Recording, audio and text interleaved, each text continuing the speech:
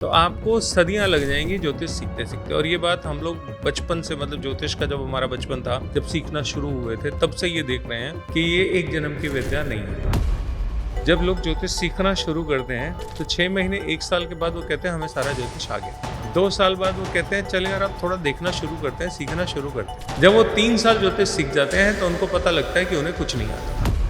Chinese astrology है, western astrology है, यूनानी एस्ट्रोलॉजी है, हमारे यहाँ वैदिक में, बीएनएन में योगिनी दशा और बहुत सारे मेथड्स हैं। तो टोटल ऐसा बताते हैं कुछ 170-75 तरह का दुनिया भर में ज्योतिष चलता है। मैं आपसे कहता हूँ, जैसे मान लीजिए आपके चार्ट में फर्स्ट हाउस में मून है। मैंने आपको कहा जैसे आपको इरिटेशन होती है, आप बोलोगे सर नहीं मेरे को तो बिल्कुल नहीं होती। अच्छा, मून 22 डिग्री से ज़्यादा है। जब मून 7 डिग्री से 22 डिग्री के बीच में होगा तो इरिटेशन होगी।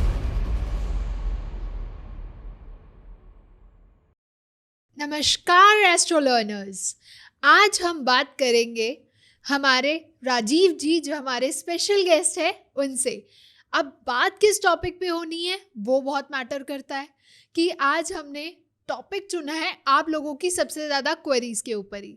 आप लोगों जो एक्चुअली वैदिक करते करते पजल हो जाते हैं या एक्चुअली जो आना चाहते हैं एस्ट्रोलॉजी में लेकिन इतनी ज़्यादा डिटेल स्टडी करने से कहीं ना कहीं घबराते हैं, तो आज का ये जो पॉडकास्ट है वो आप लोगों के लिए हो सकता है। आज हम जानेंगे बीएनएन के बारे में। हमने अपने पिछले पॉडकास्ट में बीएनएन के बारे में, भृगुनंदी नाड़ी के बारे में बहुत सारी बातें करी हैं, लेकिन हम लोग ये भूल गए कि उसका बेसिक क्या होना चाहिए। तो आज हम स्टार्ट करेंगे बीएनएन, भृगुनंदी नाड़ी, बेसिक से, बिल्कुल जीरो से। तो चलिए सर से ही जानते हैं। वेलकम सर, कैसे हैं आप? नमस्कार जी, थैंक यू सो मच, बहुत बढ़िया। आप बताइए आप कैसे हो? बिल्कुल बढ़िया सर। और जब आपसे मिलते हैं तो और अच्छे हो जाते हैं, क्योंकि अरे वाह। हर टाइम जब भी आपसे मिलना होता है कुछ नया सीखने की एक जिज्ञासा बनी रहती है। तो आज हम जानते हैं बीएनएन फ्रॉम जीरो। तो बीएनएन है क्या, भृगुनंदी नाड़ी है क्या? चलिए, आज ना मैं बहुत सारे लोगों के बहुत सारे क्वेश्चंस आते हैं जब वो सीखना चाहते हैं, तो उनके सारे क्वेश्चंस के आंसर हम कोशिश करेंगे कि आज की हमारी डिस्कशन में कवर हो जाए सो दैट जो क्यूरोसिटी लेवल 1 है वो कम से कम आंसर हो जाए उनकी, है ना। देखिए, ज्योतिष सीखने के लिए 2-3 तरह के लोग आते हैं। कुछ लोग वो हैं जिनका अभी अभी इंटरेस्ट बना है, बिल्कुल सही, वो नए नए इंटरेस्ट को अपने डेवलप कर रहे हैं, सीखने की कोशिश कर रहे हैं। ये लोग सबसे ज़्यादा कंफ्यूज होते हैं। बिल्कुल। आज से बहुत सालों पहले तक वैदिक ही एकमात्र एंट्री लेवल था जी। आज भी 80% लोग यही समझते हैं कि एंट्री लेवल जो है वो वैदिक है जी। लेकिन उनको ये नहीं पता कि वैदिक कितना डीप है। वैदिक बहुत ज़्यादा डीप है, ये हर एक के समझने के बस का भी नहीं है। बिल्कुल सही। वैदिक कहते हैं समुद्र है, समुंदर है, और समुंदर को पीने के लिए सदियां चाहिए। सही बात है। तो आपको सदियां लग जाएंगी ज्योतिष सीखते सीखते। और ये बात हम लोग बचपन से, मतलब ज्योतिष का जब हमारा बचपन था, जब सीखना शुरू हुए थे, तब से ये देख रहे हैं कि ये एक जन्म की विद्या नहीं है जी। लेकिन मेरी प्रॉब्लम्स तो आज की हैं। सही बात। सोल्यूशन तो आज चाहिए। तो बहुत ज़्यादा समय लग जाता है ज्योतिष में, वैदिक में आपको डेप्थ आते आते जी। प्रोफेशंस ऐसे हैं जिनमें प्रैक्टिस ही मैटर करती है जी। जैसे वकील साहब हैं, उनका जो वैल्यूएशन है वो उनकी प्रैक्टिस पे डिपेंड करता है। डॉक्टर्स हैं, उनका प्रैक्टिस होती है। हम लोग इनके लिए ये नहीं बोलते कि ये काम करते हैं या नौकरी करते हैं, इनके बारे में कहा जाता है प्रैक्टिस करते हैं। बिल्कुल। ऐसे ही एस्ट्रोलॉजर भी प्रैक्टिस से ही बनता है। सही बात है, practice makes a man perfect. अब वैदिक में लर्निंग ही इतनी है कि कई जन्म तो आपको लर्निंग में लग जाएंगे, प्रैक्टिस तो आप बाद में करते रहना या साथ साथ पैरेलली थोड़े करते रहना जी। मेरा जो अपना एक्सपीरियंस है, जितने लोगों से मैं मिला हूँ, मैं आपको एक बात बताता हूँ। जब लोग ज्योतिष सीखना शुरू करते हैं तो 6 महीने 1 साल के बाद वो कहते हैं हमें सारा ज्योतिष आ गया। बट ऐसा नहीं है। 2 साल बाद वो कहते हैं चले यार अब थोड़ा देखना शुरू करते हैं, सीखना शुरू करते हैं। जब वो 3 साल ज्योतिष सीख जाते हैं तो उनको पता लगता है कि उन्हें कुछ नहीं आता। सही बात है। ये उल्टा चलता है, क्योंकि नॉलेज इतनी डीप है, जब आप ऊपर से देखोगे तो आपको लगेगा साल भर 6 महीने में आ जाएगा। है ही क्या इसमें। मेरी एक स्टूडेंट थी, उसने मेरे को एक दिन फ़ोन पे बोला कि सर मेरे को ज्योतिष सीखनी है। मैंने कहा जी, मैं भी उस समय में वैदिक ही करता था, तो मैंने कहा जी करो, लेकिन इसमें बहुत समय जाएगा आपका, जल्दी नहीं सीखोगे। तो कह रही है उसमें होते ही क्या है। 12 घर, 9 प्लैनेट, 12 नहीं है 108, तो 108 कॉम्बिनेशन ही तो पढ़ने हैं, और क्या पढ़ना है। ये जेन्युइन उसका फीडबैक था, आई एग्री विद दिस, है ना। आम आदमी जो बाहर बैठा है उसको लगता है बस इतना ही तो है, हाँ इसमें और क्या ही होगा, क्या ही होगा। 12 खाने हैं, 12 घर हैं, 9 प्लैनेट हैं, तो कॉम्बिनेशन बनाओगे तो कितने बनेंगे, है ना। लेकिन यहीं से गड़बड़ शुरू होती है, और ये गड़बड़ आपको रियलाइज होती है 1 साल के बाद। अच्छा, जब 1 साल आप ज्योतिष सीख जाते हो और उसके बाद जब आप प्रैक्टिकल करने लग जाते हो तो आपको पता लगता है आपको कुछ नहीं आता। अच्छा ज्योतिष उल्टा चलता है। जी, आप किसी भी वैदिक वाले से पूछे, वो यही बताएंगे आप। जी बिल्कुल। तो ज्योतिष जो है उसको सीखने का तरीका, पहले तो आप अपना माइंडसेट बनाइए कि आपको सीखना है, ठीक है। अब आ गए हो, सीख रहे हो, तो क्या सीखना है वो तो सेकेंडरी है। जी, पहले अपने आप को तैयार कर लीजिए। शुरुआत सारे लोग वैदिक से ही करते हैं, क्योंकि एक बहुत ही पॉपुलरली नोन मेथड है, सब वही करते हैं। जी, वैदिक में आपको सालों साल लगने ही लगने हैं, उसके बाद सालों साल की प्रैक्टिस चाहिए, तब जाके कहीं आप मेथड अपना प्रेडिक्शन के लायक बना पाते हो। बिल्कुल सही। भृगुनंदी नाड़ी इस मामले में बहुत आसान है, इसको समझना बाकी विधाओं के मुकाबले में बहुत आसान अच्छा, है। ये भी ज्योतिषी, जी, ज्योतिष में पूरी दुनिया में बताते हैं कुछ 170-75 तरह का ज्योतिष पूरी दुनिया में चलता है। अच्छा, जैसे चाइनीज एस्ट्रोलॉजी है, वेस्टर्न एस्ट्रोलॉजी है, यूनानी एस्ट्रोलॉजी है, हमारे यहाँ वैदिक में BNN में योगिनी दशा और बहुत सारे मेथड्स हैं। तो टोटल ऐसा बताते हैं कुछ 170-75 तरह का दुनिया भर में ज्योतिष चलता है, अच्छा, या भाग्य बताने की इतनी विधाएं हैं, आप ऐसे समझ लीजिए इसको, ओके, ठीक है। अब उनमें से हमारे यहाँ जो सबसे ज़्यादा चलता है, जिसको हम गली गली में जानकार हमें जिसके मिल जाते हैं, वो वैदिक है। पंडित जी, पंडित जी हैं हमारे। अब पंडित जी ज्योतिष होते नहीं, लेकिन हमारे यहाँ समझा ऐसे ही जाता है कि पंडित जी को ज्योतिष आती है, बिल्कुल सही। जबकि पंडित जी होना इज अ डिफरेंट लाइन। मंत्रोच्चारण करने वाले पंडित अलग होते हैं, मुहूर्त विज्ञान जानने वाले अलग होते हैं, शादी कराने वाले अलग होते हैं, क्रियाक्रम कराने वाले अलग होते हैं, पूजा पाठ करने वाले अलग होते हैं, जी, वास्तु करने वाले अलग होते हैं, ज्योतिष करने वाले अलग होते हैं। लेकिन हमारे यहाँ वो सब अंडर वन ब्लैंकेट है, एग्जैक्टली, वो सब पंडित जी हैं। हम लोग समझते हैं मंदिर के पंडित जी, आता है कुछ लोगों को, मैं मना नहीं कर रहा, चलिए वो एक अलग टॉपिक है। तो ज्योतिष जो है वो BNN की जहाँ तक मैं बात करूँ, तो BNN जो है बाकी विधाओं में मुझे ऐसा कम से कम लगता है कि वो सबसे आसान विद्या है। अच्छा, वो ठीक है। कैसे? सिंप्लिसिटी है इसमें बहुत, मैंने कुछ और ज़्यादा उसको सिंप्लिसिटी कर दिया, जो 1 मिनट प्रेडिक्शन है मेरा, बिल्कुल सही। तो वो और भी आसान हो जाता है वो। तो उसमें क्या है, थोड़ा सा हम लोगों ने उसको डेवलप ज़्यादा अच्छे से कर लिया, थोड़ा अंडरस्टैंडिंग उसकी थोड़ा अच्छे तरीके से वहाँ पे है, जो एक कॉमन मैन को बिना ज़्यादा मैथमेटिक्स लगाए समझ आती है। जी, तो जैसे आप वैदिक में देखते हैं तो उसमें आपको बहुत सारे कॉम्बिनेशन देखने पड़ते हैं। जी, D1 चार्ट देखोगे, फिर D9 देखोगे, D12 देखोगे, D30 देखोगे, D60 देखोगे, षोडश वर्ग होते हैं। तो वो देखते देखते आपका जो ब्रेन है वो मैथमेटिक्स में ज़्यादा लग जाता है। एग्जैक्टली, और कैलकुलेशन करके इंसान इतना पजल हो जाता है कि कहीं ना कहीं प्रिडिक्शन इधर उधर हो जाती एनालिसिस है। और पैरालिसिस में ज़्यादा फर्क नहीं होता, अच्छा, दोनों एक ही जैसे हैं। ये जैसे एनालिसिस बढ़ता है मेंटल पैरालिसिस हो जाता है। ओके, तो जितनी ज़्यादा कैलकुलेशन होगी उतना आपका डिसीजन वीक हो जाएगा। जब आपको एक चीज़ खाने को दी जाए कि भैया ये दाल रोटी है, दाल चावल है, खा लो, आप चुपचाप खा लोगे। जी, लेकिन आपको एक पूरा बुफे सजा के दे दिया जाए तो आप हमेशा कंफ्यूज रहोगे कि पहले कौन सा खाऊं, क्या चुनूं क्या छोड़ूं। क्या चुनूं क्या छोड़ूं, पहले कौन सा खाऊं बाद में कौन सा खाऊं, सही बात, 3 तरह का मीट है उसमें से कौन सा खाना है, आप हमेशा कंफ्यूज होगे, एग्जैक्टली, आपको क्लैरिटी नहीं रहेगी। लेकिन अगर आपकी थाली में दाल चावल रखा है तो आप चुपचाप दाल चावल खाओगे, कोई क्यूरोसिटी नहीं, कोई क्वेश्चन नहीं, बस यही है, खाना है, खत्म। सही बात, ठीक है। तो कंफ्यूजन का स्पेस जो है वो आपको नहीं मिलता। आपको करना क्या है, आपको अल्टीमेटली तो सामने वाले को प्रेडिक्शन देनी है। जी, तो अगर आपकी प्रेडिक्शन में कंफ्यूजन साउंड होगा तो सामने वाला कन्विंस नहीं होगा। एग्जैक्टली, जैसे आप थाली खाई, दाल चावल खाया, हो गया ना, तसल्ली हो गई ना कि खाना खा लिया। बिल्कुल सही, आप शादी बारातों में जाते हो तो आपको एक कहीं ना कहीं मन में ये होता है, यार गुलाब जामुन बड़े अच्छे थे, मैंने खाए नहीं, ये रह गया, ये रह गया, होता है ना। तो बिल्कुल ऐसे ही जब सामने वाला आपसे कोई सवाल पूछता है और आप कंफ्यूज्ड वॉइस में कंफ्यूज्ड इन्फॉर्मेशन उस तक पहुंचाते हो तो उसका पेट भूखा रह जाता है, जी जो उसका लेवल ऑफ सेटिस्फैक्शन है वो नहीं आ पाता, बिल्कुल सही। है ना। तो वो नहीं कन्वे होना चाहिए। वो आपके पास आया है सॉल्यूशंस के लिए, कन्फ्यूजन्स के लिए तो आया ही नहीं, वो तो कन्फ्यूज ऑलरेडी है। बिल्कुल तो उस तक जो है वो राइट इन्फॉर्मेशन राइट वर्ड्स में पहुंचनी चाहिए। जी अब उसका तरीका यही है कि पहले तो आप अपने आप को क्लियर करो कि आप क्लियर हो या नहीं हो। आप ही कंफ्यूज हो तो आप सामने वाले को भी कंफ्यूजन ही पास ऑन करोगे। सही बात है। तो जब आप ज़्यादा मैथमेटिक्स करते हो तो मेंटल पैरालिसिस होना कंफर्म है। ओके एक प्लैनेट D1 में अच्छा है लेकिन D9 में जाके खराब हो जाता है, ठीक है। फिर उसके बाद वो D12 में कुछ और कहानी कहता है, फिर D30 में चला जाता है, एग्जैक्ट देखना हो तो D60 में जाता है, D60 में वो कोई और ही कहानी कह रहा होता है। अब इन 5 पॉइंट्स में से आपको कौन सा लेना है, बुफे लग गया। सही बात है। अब आप कंफ्यूज ही होगे। इसीलिए वैदिक में कंफ्यूजन बहुत ज़्यादा है।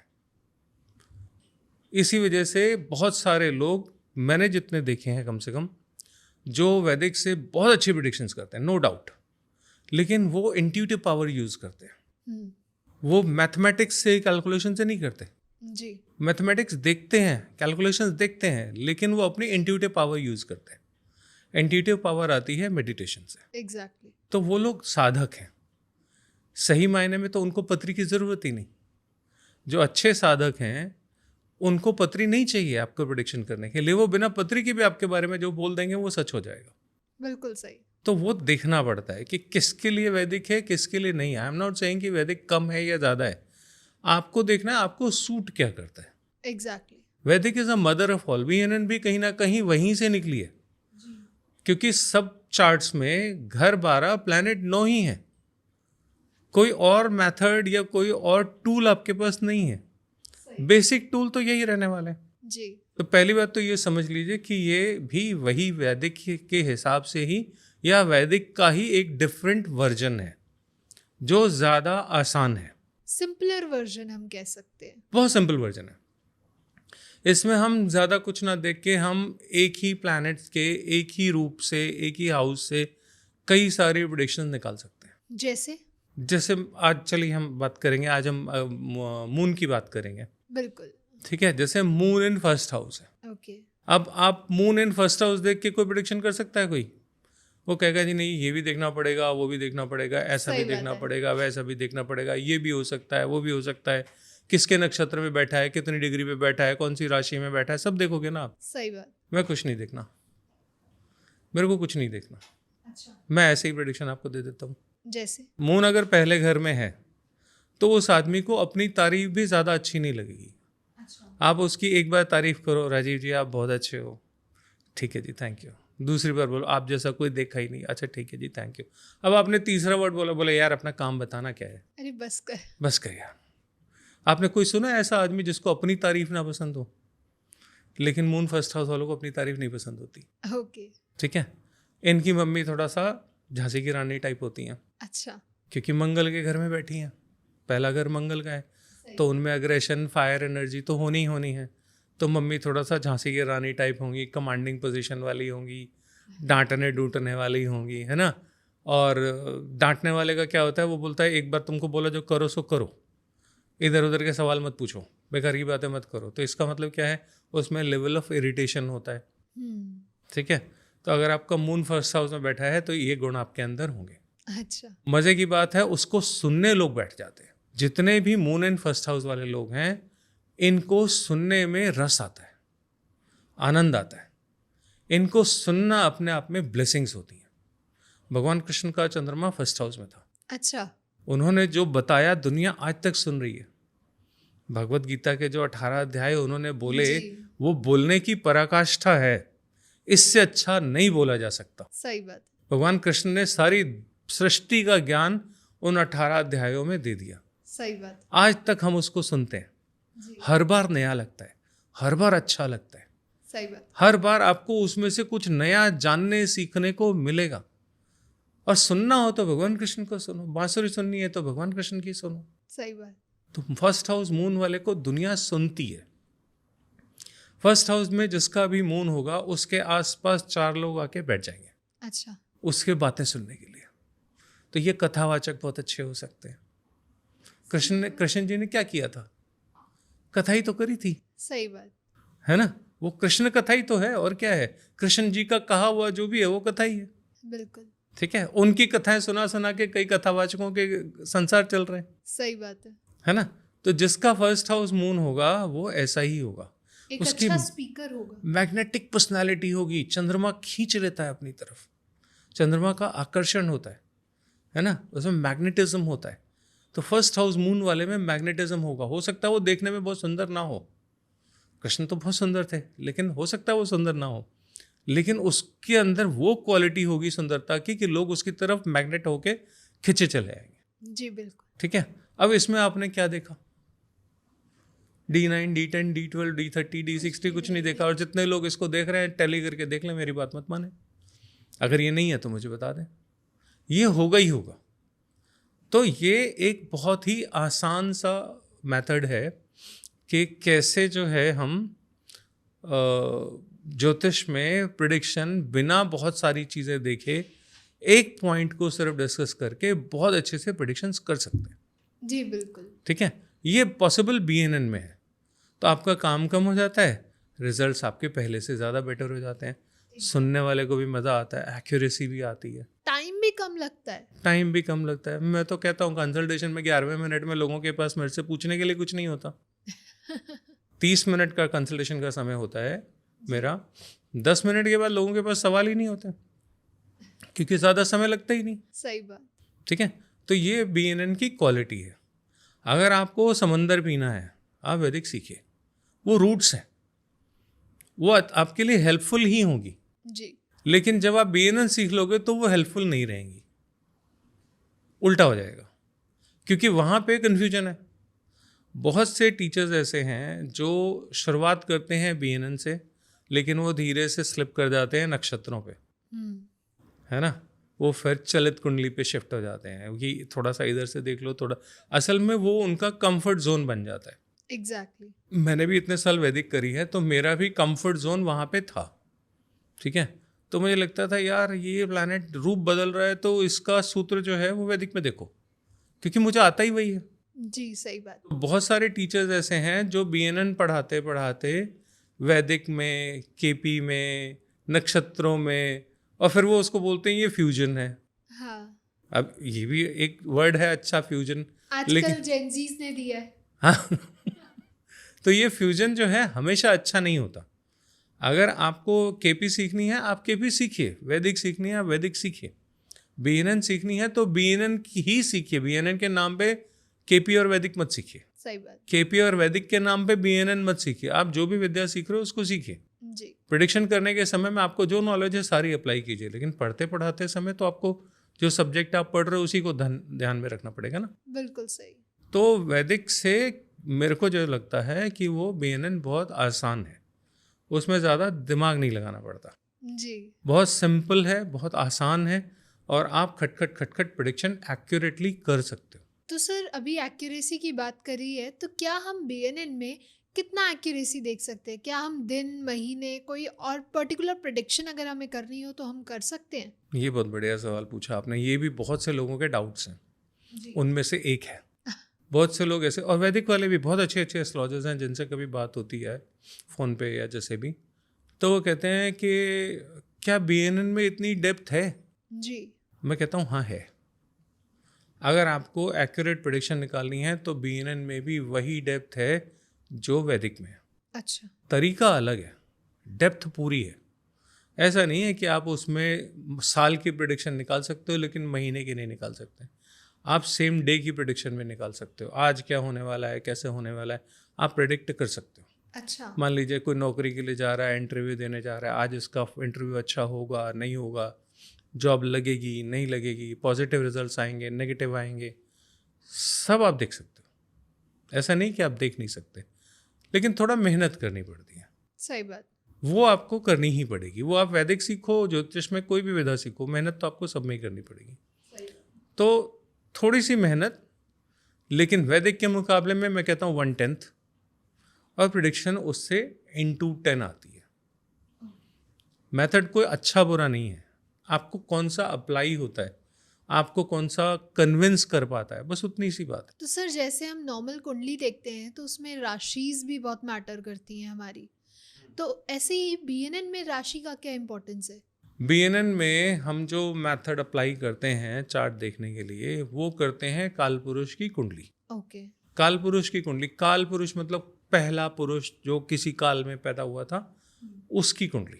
ओके। वो हमेशा 1 नंबर से ही शुरू होती है। जैसे चार्ट बनाते हैं तो पहले घर में वो नंबर्स लिखे होते हैं ना, आप लोग अपना फ़ोन पे जब आप बनाते हो अपना चार्ट, बिल्कुल। तो पहले घर में किसी का 6 नंबर लिखा होता है, किसी का 7 लिखा होता है, किसी का 11 लिखा होता है, वहाँ कोई भी नंबर हो सकता है। वो जो नंबर है वो वैदिक वाले यूज़ करते हैं राशियों के लिए। ओके। लेकिन हम बीएनएन में पहले घर में पहली राशि ही मानते हैं, राशि नहीं कंसिडर करते, टू बी वेरी ऑनेस्ट। हम उसको पहला घर, पहली राशि, कालपुरुष की कुंडली, आप जो भी उसको कह लो, सब एक ही बात है। तो हम उसको ही पहला घर मानते हैं, हम राशियां नहीं गिनते। हम हाउस गिनते हैं कि हाउस से क्या प्लैनेट के रिजल्ट आने वाले हैं, और वहाँ पे एक्यूरेसी का लेवल ज़्यादा है। राशियां हम बीएनएन में कंसिडर नहीं करते। ठीक है, आपने पूछा है तो इसके साथ साथ कुछ और भी लोगों के क्वेश्चंस आते हैं, वो भी मैं आंसर कर देता हूँ। जैसे बहुत से लोग कहते हैं जी चलित कुंडली देख लेते हैं, चलित में यहाँ चला गया।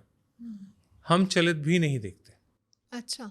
हमारा चलित देखने का भी नहीं है, हम चलित दूसरे तरीके से देखते हैं, उसका मेथड अलग है। जैसे होता क्या है कि चलित कुंडली जो होती है ना, उसमें जो 25 डिग्री से 5 डिग्री के बीच के प्लैनेट होते हैं, वो इधर उधर के रिजल्ट देते हैं थोड़ा सा, जिसको हम कहते हैं बॉर्डर लाइन पे बैठा हुआ प्लैनेट है, तो पता नहीं ये थोड़ा इधर के रिजल्ट देगा या थोड़ा इधर के देगा या दोनों तरफ के देगा।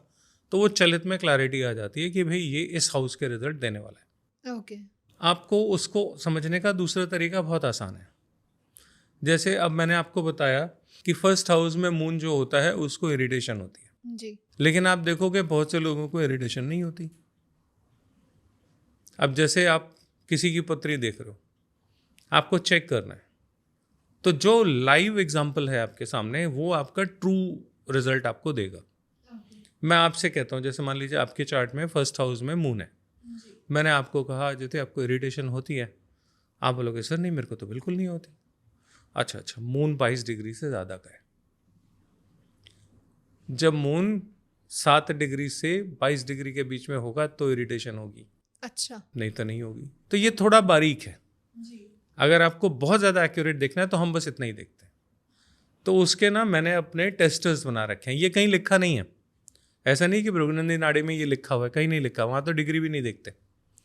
लेकिन ये कुछ एक टेस्टर्स होते हैं, लाइफ से उसको रिलेट करना इज़ इम्पॉर्टेंट। अगर वो चीज़ें लाइफ से रिलेट ही नहीं हो रही तो ज्योतिष किस काम का। सही बात। मैं बता रहा हूँ कुछ आपको, मेरे साथ तो ऐसा है ही नहीं, तो वो ज्योतिष थोड़ी हुआ। अगर आपका चार्ट है तो आपके साथ रिलेट करना चाहिए ना। एग्जैक्टली। मैं आपको कह रहा हूँ आपको इरिटेशन होती है तो होनी चाहिए ना, और नहीं हो रही तो चंद्रमा 22 डिग्री से ऊपर का चार्ट में होना चाहिए कि नहीं होना चाहिए? होना चाहिए। अब सामने वाला कहता है जी नहीं है, तो मैं देख लूँगा कि इसका टाइम थोड़ा सा गड़बड़ है। अच्छा। बर्थ टाइम आपने दिया ना, उसमें थोड़ा बहुत समय का अंतर होगा, तो कहीं ना कहीं प्लैनेट्स की डिग्रियां बदल रही होंगी। खासतौर से इतनी जल्दी नहीं बदलती, लेकिन मून की डिग्री तो सबसे ज़्यादा जल्दी बदलती है, क्योंकि मून 2.25 दिन 2.5 दिन में पूरा निकल जाता है जी। तो वहाँ पे डिग्री मैटर कर जाती है, बाकी प्लैनेट्स में इतना मैटर नहीं करती। ओके। हम उसको दूसरे तरीके से देखते हैं, बीएनएन के सूत्र अलग हैं, तो हमें वो सब नहीं देखना होता जो चलित में देखते हैं। तो सर जैसे अभी आपने मून फर्स्ट हाउस का बताया हमें, ऐसे ही अब मून सेकंड हाउस में कैसे रिजल्ट देता है? मम्मी के जी। मम्मी आ गई कौन से घर में? अपने घर में। अपना घर नहीं है, सेकंड हाउस वीनस का घर है। अच्छा। बहू का घर है। ओके। बहू के घर में मम्मी आ गई। ठीक है, ये ज्योतिष सिखा रहा हूँ, लाइफ से रिलेट तो ऐसे ही होगा ना। सही बात। वही सेकेंड हाउस वीनस का है, वीनस कौन होती है? बहू होती है। ठीक है, मम्मी आ गई वहाँ पे, तो सासू माँ आ गई। ठीक है, सासू माँ को एक ही जगह होती है जहाँ पे अपना पावर अथॉरिटी दिखाने की ज़रूरत पड़ती है। वो कहाँ? अपनी बहू को। बाकी सारे परिवार को तो पता है कि मैं मम्मी हूँ, एक जो नई लड़की आती है घर में उसे ही नहीं पता होता कि ये मम्मी है घर की। सही उसके ऊपर अथॉरिटी प्रूवन नहीं होती। बिल्कुल। मेरे घर में मेरी मम्मी का रोब चलता है तो सबको पता है, मम्मी का घर है सबको पता है। जब मेरी वाइफ आई तो उससे अभी एड्रेसिंग होनी है कि भाई इस घर की मालकिन कौन है, मम्मी है, ठीक है। तो जो मालकिन है वो अपनी अथॉरिटी दिखाएगी नहीं तो कौन मानेगा उसको कि वो मम्मी है। बिल्कुल सही। ठीक है।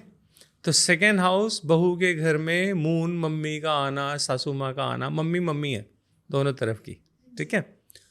तो सास को अपनी अथॉरिटी दिखाने का हाउस है सेकेंड हाउस। अच्छा। यहाँ पे आके सास अपनी अथॉरिटी दिखाती है कि तू बहू है, मैं सास हूँ, ये घर मेरा है, मेरी चलेगी, मेरी चलेगी, ठीक है। तो यहाँ पे मम्मी अथॉरिटेरियन हो जाती हैं। अब यहाँ पे अथॉरिटेरियन होने का मतलब क्या है समझिए।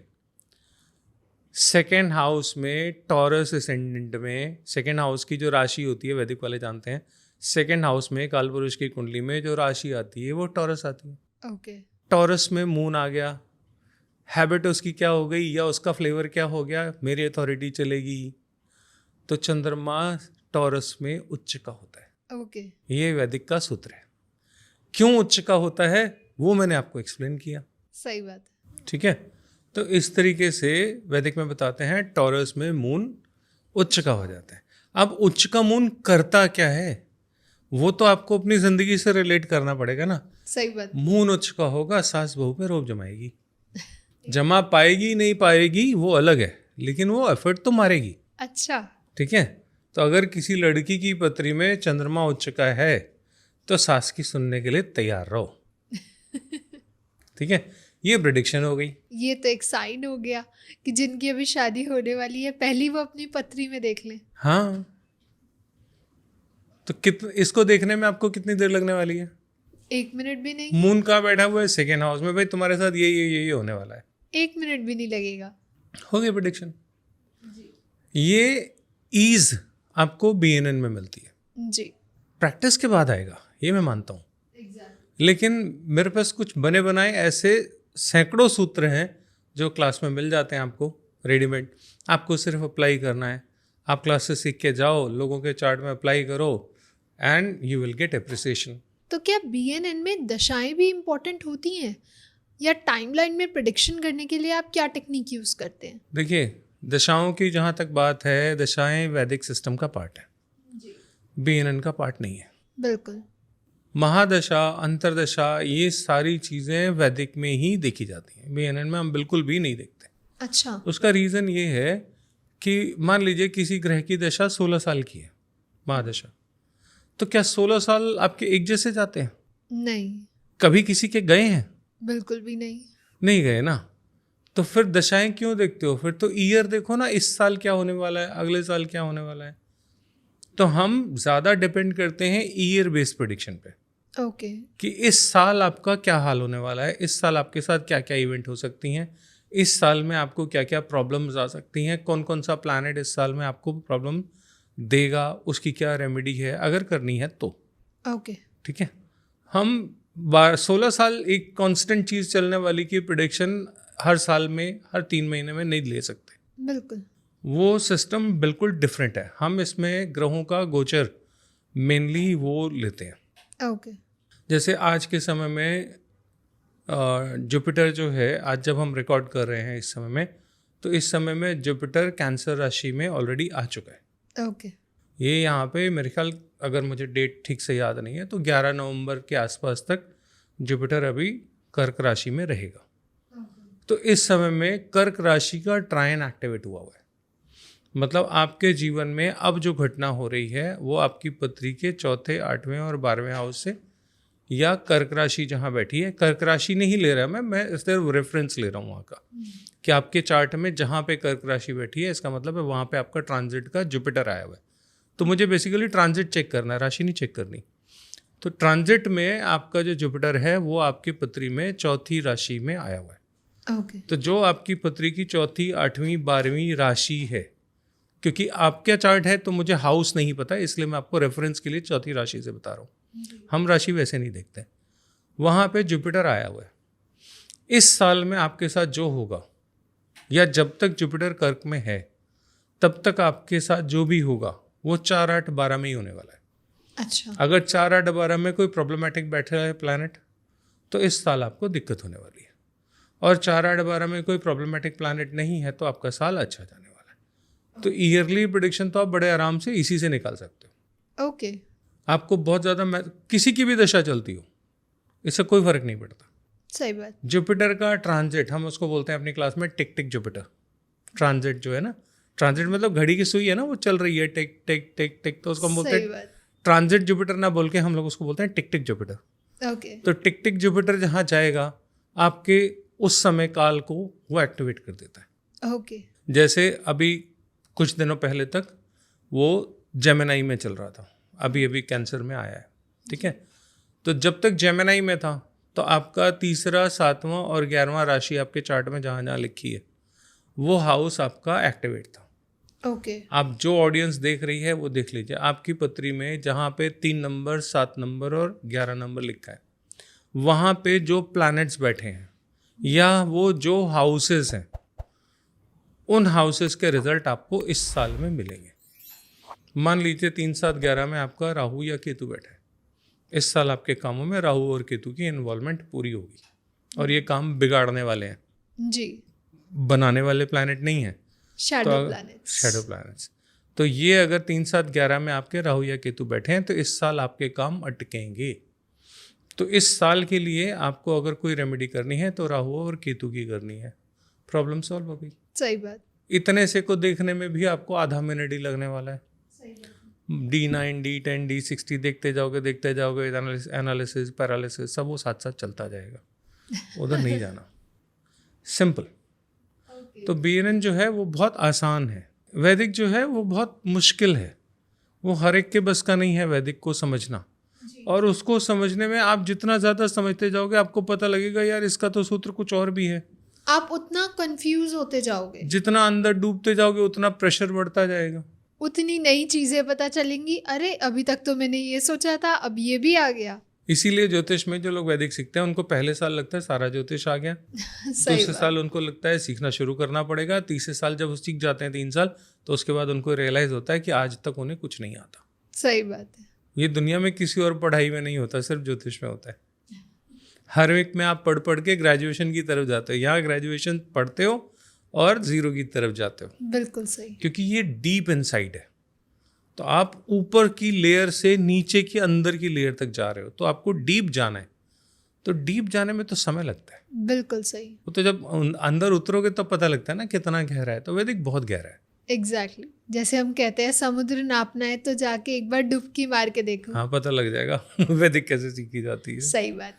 अगर आपको एस्ट्रोलॉजर बनना है, अपने लिए जानना है, लोगों के लिए कुछ बताना है अच्छा, और थोड़ा जल्दी करना चाहते हो तो BNN is the best. Exactly. और बिल्कुल 100% एक्यूरेट रिजल्ट्स आते हैं, कोई रिजल्ट कम आता हो ज़्यादा आता हो ऐसा कुछ नहीं है। अच्छा। जो प्रेडिक्शन वैदिक से की जा सकती है वही BNN से की जा सकती है। ओके तो सर मेरा एक क्वेश्चन और है कि BNN से KP कैसे डिफरेंट है? नहीं, KP का मेथड ही अलग है। KP में मैंने KP भी पढ़ाई है, 5 साल करीब मैंने KP पढ़ाई। KP में क्या होता है कि आप प्लैनेट जो बैठा हुआ है उससे ज़्यादा इम्पोर्टेंस उसके नक्षत्र को देते हो कि वो किसके नक्षत्र में बैठा है। एग्जैक्टली। ठीक है।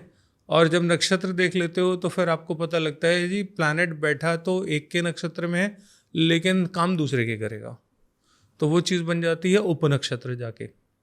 तो वैदिक में KP में प्लैनेट, फिर उसका नक्षत्र, फिर उसका उपनक्षत्र, वो सारी चीज़ें आती हैं। सब लॉर्ड, सब लॉर्ड, कुछ लोगों ने तो उसमें और भी आगे सब पता नहीं क्या क्या कर दिया, तो बहुत डिटेल में है वो। एग्जैक्टली क्योंकि मैंने ये सुना है कि KP भी बहुत जल्दी प्रेडिक्शन देती है। हाँ देती है, बिल्कुल देती है, जिसको जिसमें मास्टरी हो जाए।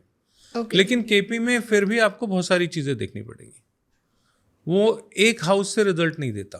अच्छा। KP 3 हाउसेस से रिजल्ट देती है, क्योंकि जब भी आप KP में जितने भी सूत्र हैं ना वो सारे 3 हाउसेस पे बेस्ड हैं। जैसे KP में शादी देखी जाती है, तो शादी के जो घर हैं वो, अगर मेरे को ढंग से याद है क्योंकि बहुत साल हो गए मेरे को छोड़े हुए, शादी जो, हाँ शादी है 2, 7 और 11 का कॉम्बिनेशन। अच्छा। उसमें दूसरा घर, 7वां घर और 11वां घर, ये तीनों देखने पड़ते हैं शादी के लिए। KP में इस तरीके से पहले इन 3 घरों को देखो, फिर इन 3 घरों के नक्षत्रों को देखो, फिर इनके उपनक्षत्रों को देखो, फिर चलित को देखो, फिर इसमें से सब मिला के एक फाइनल आउटकम देना है। अब 3 की जगह 9 हो गए बुफे में आइट में।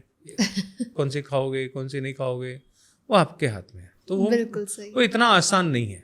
केपी से प्रेडिक्शन बहुत अच्छी होती है, नो डाउट। जिसको मज़ा आ जाए, जिसको मैथमेटिक्स अच्छी लगती है वो केपी करे, बिल्कुल।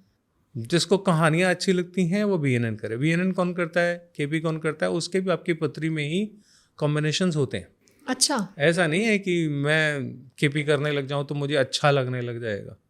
मेरी पत्री में योग बीएनएन के हैं तो मैं बीएनएन ही करूंगा। बीएनएन करने का जो योग होता है वो होता है आपकी पत्री में वीनस और राहु की युति एज पर बीएनएन ओके। होनी चाहिए। जितने भी बीएनएन सीखने वाले स्टूडेंट्स हैं इन सबके चार्ट में वीनस राहु का कॉम्बिनेशन होता ही है। ओके। वो लोग बीएनएन ही सीखेंगे, उनको उसमें मज़ा आएगा। केपी की कॉम्बिनेशन अलग है। केपी में मरकरी बहुत अच्छा होना चाहिए, कैलकुलेटिव, लॉजिक माइंड। वो 3 चीज़ों को एक साथ पैरालिसिस एनालिसिस सब करना पड़ता है वहाँ पे, है ना। तो वो जिसका मरकरी कमज़ोर है वो तो कर नहीं पाएगा। बिल्कुल सही। इसीलिए मुझे केपी में बहुत ज़्यादा दिमाग लगाना पड़ता था, मैं कंफ्यूज हो जाता था वहाँ पे। तो मैंने वो छोड़ दिया। 5 साल पढ़ाई मैंने केपी, उसके बाद छोड़ दी, क्योंकि इसमें मुझे ज़्यादा कन्वीनियंट लगता है, ज़्यादा आसान लगता है। कोई भी विधा अच्छी या बुरी नहीं है, आपको क्या सूट करता है उस पे बात है। एग्जैक्टली। आपको केपी अच्छी लगती है, आप केपी करिए, वैदिक से बढ़िया कुछ नहीं है। लेकिन जिंदगी में आपको आजकल ज़माना कैसा है, फटाफट वाला है। सही बात, इंस्टेंट नूडल्स की Instant तरह noodle की इंस्टेंट तरह। रिजल्ट चाहिए। अगर आपको ज्योतिष थोड़े समय में सीखनी है, अपने मतलब भर की बहुत अच्छे से सीखनी है, शुरुआती लेवल में आपको कई साल ना दे के 6 महीने साल में आपको अपने लिए कुछ अच्छा सा निकालना है, तो बीएनएन सीखिए। बीएनएन में 1.5 साल में आप बहुत बढ़िया परफेक्ट एस्ट्रोलॉजर बन जाओगे, अगर आप मेहनत करते हो तो। क्लास में ही हम प्रेडिक्शन करना सिखाते हैं, वहीं पे एक्यूरेसी आनी शुरू हो जाती है, लेकिन आपका रिजल्ट आपकी प्रैक्टिस देगी। आप 200-300 पत्रियां देख लो, आपकी प्रेडिक्शन अच्छी हो जाएगी। सही बात है। अगर आपने शर्म नहीं करी तो पहले शुरू में गलती होगी, होने दीजिए, वो सबसे होती है। सबसे होती है। सीखते समय किससे गलती नहीं होती। सही बात।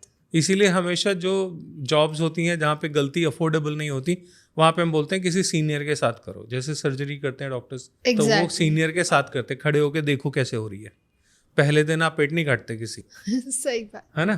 तो शुरू में प्रैक्टिस सबको चाहिए होती है, तो आप भी प्रैक्टिस कीजिए। साल भर में आप बिल्कुल commercial first class practitioner astrologer बन जाओगे। मेरे बहुत से स्टूडेंट हैं जिन्होंने 1 साल के अंदर अंदर प्रैक्टिस शुरू कर दी, 3-4 महीने से उनकी अर्निंग शुरू हो गई और कमाने लग गए वो अच्छा सा। मेरे पास अक्सर वो बच्चे अपनी पहली कमाई का कुछ हिस्सा भेजते हैं कि सर आज हमने ये पहली कमाई करी है, अब कुछ भगवान को चढ़ाया, कुछ आपको दिया। ऐसे रोज़ चलता ही रहता है। तो सर इतनी बातें हो गई, अब अपनी क्लास की थोड़ी इन्फॉर्मेशन दे दीजिए कि अगर किसी ने बीएनएन को ज्वाइन करना है, सीखना है, तो वो कैसे कर सकता है। मेरी वेबसाइट पे जाइए, सारी इन्फॉर्मेशन मिल जाएगी astrorajiv.com पे, और नहीं तो व्हाट्सएप नंबर जो है इसी पे आप अपना एक मैसेज डालिए, आपको रिप्लाई में मैसेज आ जाएगा। कॉल्स थोड़ा उठाने में दिक्कत है, इतना स्टाफ नहीं है कि इतनी सारी कॉल्स उठाई जा सके, तो मैं रिक्वेस्ट करूँगा सभी लोगों से कि जहाँ तक हो सके आप व्हाट्सएप पे ही मैसेज भेजिए, वहीं पे आपको रिप्लाई थोड़ी देर में ज़रूर मिल जाएगा। कोई भी रिप्लाई अनआंसर्ड नहीं जाएगा, आपको रिप्लाई डेफिनेटली मिलेगा। ओके। वहीं से आप अपना ज्वाइनिंग कर सकते हैं। कम्युनिटी ज्वाइन कीजिए, कम्युनिटी में आपको अपडेटेड इन्फॉर्मेशन मिलती रहेगी। एंड ऐप के लिंक्स हमारे डिस्क्रिप्शन में हैं, तो आप जाके वहाँ से कनेक्ट कर सकते हैं। एंड जो सर ने नंबर बताया व्हाट्सएप के लिए, तो वो भी आपको डिस्क्रिप्शन में ही मिलेगा। आप जाके कनेक्ट कर सकते हैं, इन्फॉर्मेशन को ले सकते हैं और अपनी बीएनएन की जर्नी स्टार्ट कर सकते हैं। तो thank you so much sir, बहुत मज़ा आया, बहुत सारी चीज़ें नई सीखी हमने, बेसिक से सीखी। एंड आई होप हमारी ऑडियंस को भी पसंद आया हो। एंड अगर आप लोगों को पसंद आया तो do not forget to like, share, comment and subscribe the channel. And अगर आपके कोई क्वेश्चंस हैं, कोई सजेशन है, तो प्लीज़ हमें कमेंट सेक्शन में बताइए। हम आगे आने वाले पॉडकास्ट में उन्हें ज़रूर कवर करने की कोशिश करेंगे। तब तक के लिए thank you, stay safe. Thank you.